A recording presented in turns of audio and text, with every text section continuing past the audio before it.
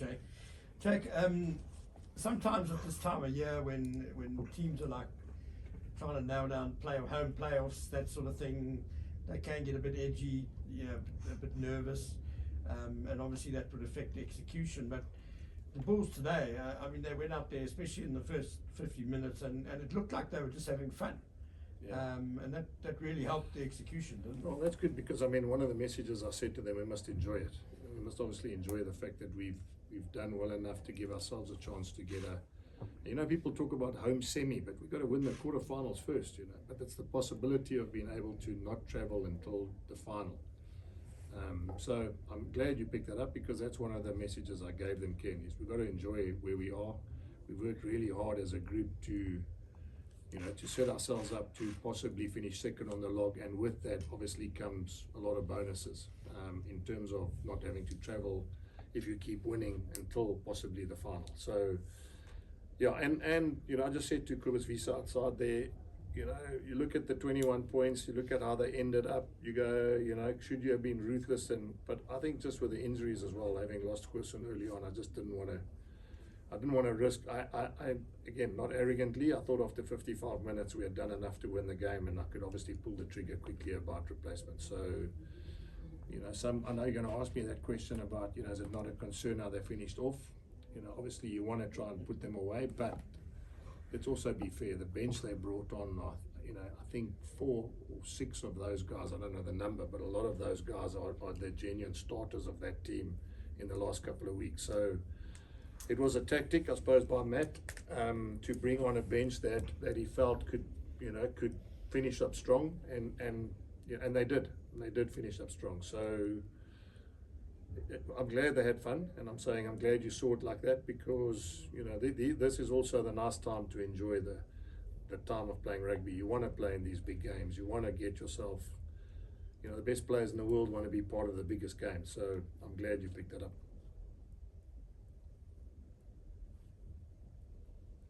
Because Jake, you guys obviously had a bit of a week off.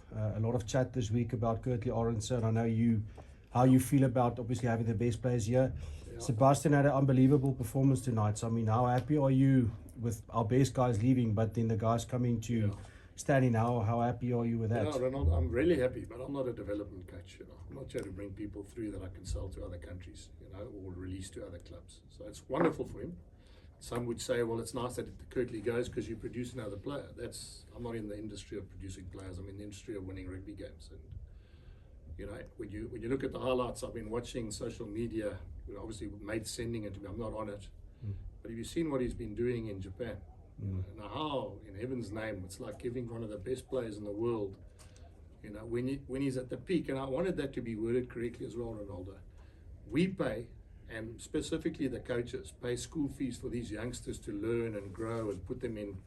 And then when they're at the time where they should be, paying back, and I don't mean that, I mean paying back to the coach and to the Bulls and to the organization. You want him to be running out here every single Saturday. You don't want to be waiting every year when the contracts come up for renewal that you might be losing, because all that thing just perpetuates itself. He goes. 2 years' time, Cameron goes. 2 years' time, Jan Hendrik goes. 2 years' time, and then, hey, have you seen there's a guy that's playing at Paul Gym? I can't hear that every week, guys. So it's lovely for Sebastian, and I think it's wonderful for us as a group, because it creates pressure and competition for the jersey. But I'm never ever gonna tell you guys, let it be, and we just accept it. We're in a country where rugby is our #1 sport. We're in a country where we're producing World Cup champions, and we're in a country where our jobs as franchise coaches are under pressure. So, I'm happy for Sebastian, but geez, I would have loved to have Kurtley Orense involved today in the 23 as well. Can you imagine? And then just on that, there was a big story obviously this week with Ben Jason Dixon. Yes. I see obviously with Marnie Lubbock also now. Yes. Aren't the agents becoming a massive problem for our players in South Africa to stay in the country, because they're hearing in their ear they can sign bigger deals across the globe? So how big of a problem is that? I wish you and I could drink a beer and I'll give you about 3 hours of what I think is that. Agents are genuinely not worried about the player. They just want the deal. And anyone who tells me it's my client, and again I want to turn this around, We are the client. Because if we don't pay the players, there is no deal. And so this thing about I look after my client, is it doesn't hold water when you're talking about the client. Is actually the unions who pay the salaries. And so, yeah, I mean, I can spend hours with you and say the agents, when they've got a mandate to be able to send players overseas and still be eligible to play for their country, it's like a freebie for them. Let's be fair. Yeah. Other agents in other countries can't send their players overseas because they won't be eligible to play for their country. And I talk that from experience, because Renaldo, when I was the coach of the box, I remember agents telling me, "You're killing my job because you're picking the same box side year in and year out." And remember those days was the Colpack deal where you had to play X amount of games before you go overseas. And agents would tell me when I saw them, "You're killing our business, because every year you pick the same 25, 30 players. And the others can't go because they're not internationals, and the ones that you keep picking them and they're staying here." So, I mean, I've got first-hand appreciation of the fact that, you know, when the agents have got free pass to send guys overseas, make money, and still get that player to be eligible to play for the country, then they would do it. But they're not helping the provinces. I mean, you know, I'm old enough to tell you that if Doc Late was working, he would have called a couple of agents in and said, "Let me tell you how it works, boys. You know, you're not going to be selling players overseas because they need to stay. Because when we negotiate deals with sponsors in our country, we need to sell them the fact that our best players are playing every week." Isn't that how business works? I mean, one of the key things that happened when they signed the Super Rugby deal was remember at that stage in 1995, there was a massive fear that all our best players were going to go and play with Murdoch and all that sort of thing. And one of the provisos of signing the Super Rugby deal was that we wouldn't send second-rate, third-rate players in comparison to the players that we had. Not for 1 minute saying the players here are second and third rate. All I'm saying is this is not the best players we can put on the field every week for 4 franchises. And I know, I mean, you guys always look at me and but I'm not gonna stop saying to you, let it be. You know, let's accept, because it's not. I'm in the job of winning rugby games, and you know, Toby Faletau coming off the bench is a British and Irish Lion. Our guy coming off the bench is not equivalent anything to that. You know? So, yeah, I genuinely think, Renaldo. I mean, I'm shouting into the hills and going, we've got to be careful, because once Kirtley goes, if he goes, we're just going to start a whole new cycle of the next generation going. And then, as I said, there's a wonderful winger at Paul Jim, and there's a wonderful, lock at Ermalua, and there's whatever, But gee, there always has been, and there always will be. But at the end of the day, we want to keep the cream playing every weekend together in our 4 franchises, or 5, or 6, or whatever franchises we have. Jake, Harry told me to ask you. Red Zone was very good today. Pass out the back, but also hard in from out lines and just enough kicks. How close are you to play off shape? Tell Harry, I mean, he's obviously spot on that today, but it is also one of those games where we wanted to go through Cardiff. I mean, and the reason for that is because they're a very difficult side to get around. And that's probably why he picked up, short lines going through the middle. And we picked a team that could do that too, let's be fair. I mean, the pack weight's 940 kilograms. And so it allows us to play that style against a team like Cardiff. But, next week or the following week, depending on who we have to play against, we're going to have to rethink about, if they give you space on the edge, or if they're soft on the edge, then you need to pick a team that can exploit that. So he's 100% right. I mean, he's 100% spot on.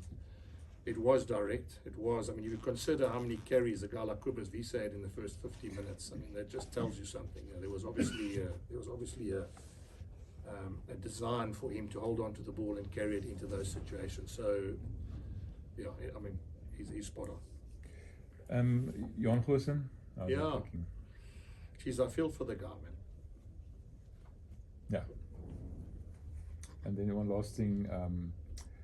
Cameron seems to me, from a layman's point of view, to bulked up a little bit. Am I right, or is it not really? Well, I hope you mean physically, as in gym, and not the buffet no, story. No. Some actually went the other way. That's his birthday today. So how old is he now? He said to me he's getting old now. He's 22. Incredible, Yeah. So Jake, the frustration with losing top flight players comes down to money. We know this. But you've built a winner here. Doesn't. No? Comes to the desire to want to play for your franchise in your country. Fair enough. Like everyone else. Fair There's enough. guys in New Zealand earning less than guys playing in France. There's guys playing in France that are earning less than guys playing in Japan. So it doesn't come to money. Fair point. Despite that, you've built a winner here. You've got a winner. You have 2 finals, one Cape Town, one here at Loftus last year, Yeah. and you're brushing up against the top of the log again. You're doing something right here. Yeah, I am, but I mean, I'd like to do more, to be honest. I don't want to get to finals and I know people are comparing apples with apples because South African sides like the Stormers also don't have their best players because overseas players. And yeah, it is nice to get to with what we have, but I suppose that's the frustration for me as well, because can you imagine, and I use the names of the Bulls players, I'm not even trying to buy anyone else, Ergia, Jesse, Jason Jenkins, all those guys, Andre Pollard, that were all here when I started here, and I'm talking about just before I left, they were all playing Super Rugby. So yeah, I mean, what I'm saying is that's the utopia of what I would like to have. I would like to play Leinster with 23 internationals. Are we doing well? Yes. I mean, I think sometimes we bat above our weight, and I do think as well, and I've got to be careful because I do think it does in some way help SA Rugby because there's guys like Sebastian Lombard get man of the match, and it does give a guy like, Jan Hendrik Wessels an opportunity to be man of the match against Glasgow. So there is a silver lining. But I go back to what I'm saying is that if you're a provincial coach and you coach in a country like this, surely you want to be able to, and maybe I'm also biased because I've coached the best players in the world.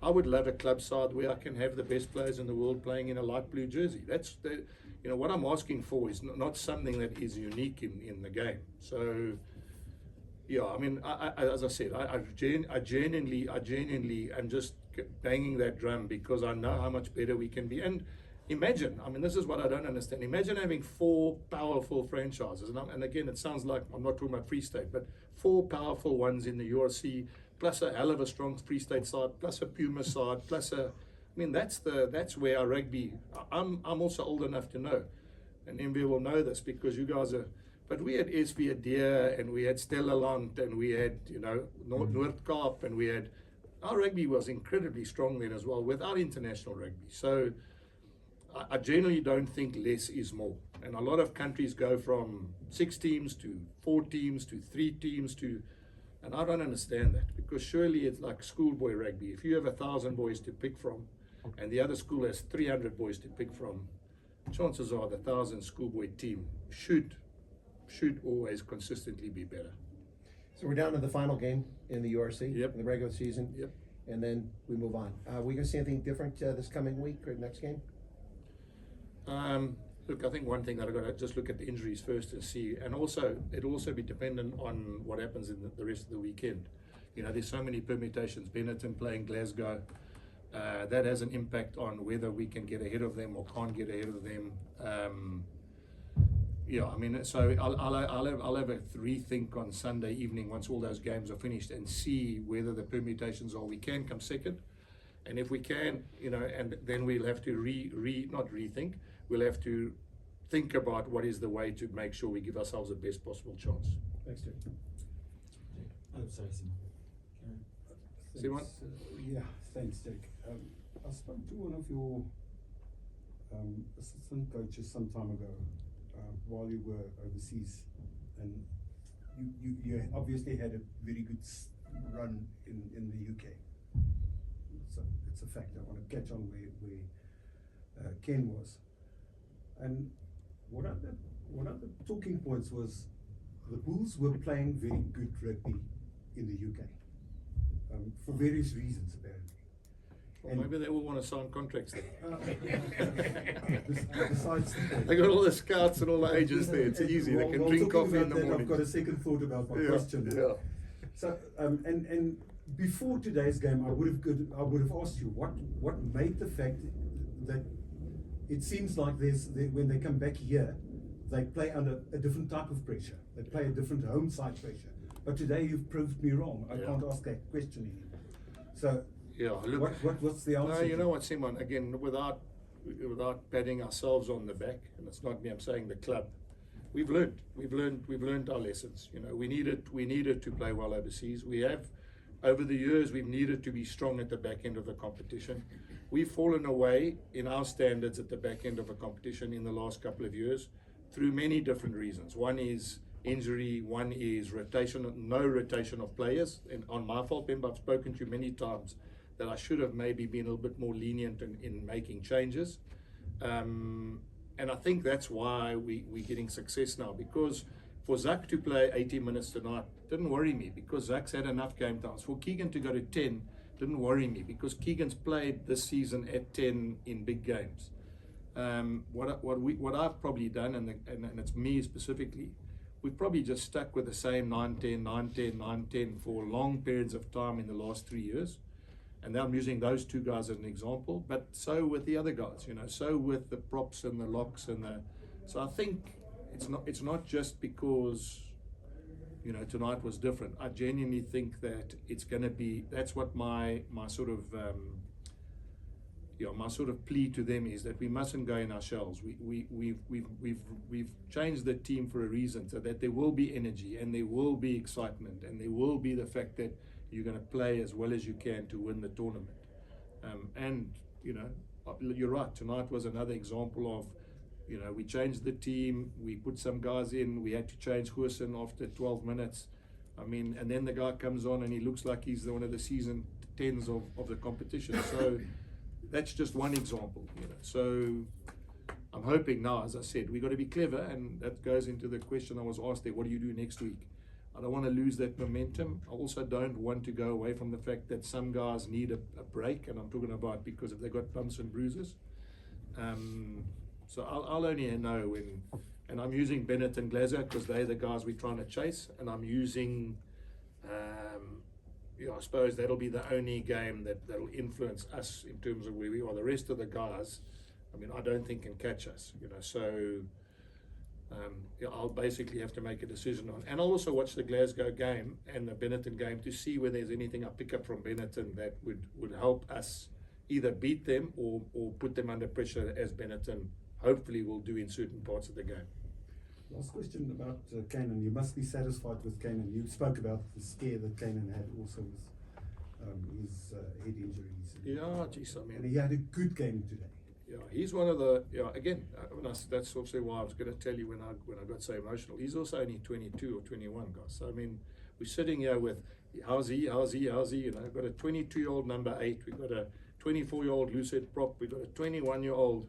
Now, it takes nothing away from them. They're talented kids, but can you imagine surrounding them with what I could surround them with? You know, so he's playing outstanding. I told him, now you're back to your best. You know, it's test windows coming up, and players are also, they know they need to play well now because the test windows start in a month's time. So I've got no doubt that it's also nice for me because everyone wants to be involved in the June test series. And so motivation from my side is not something that I'm putting a premium on because I'd like to believe it's going to come from within.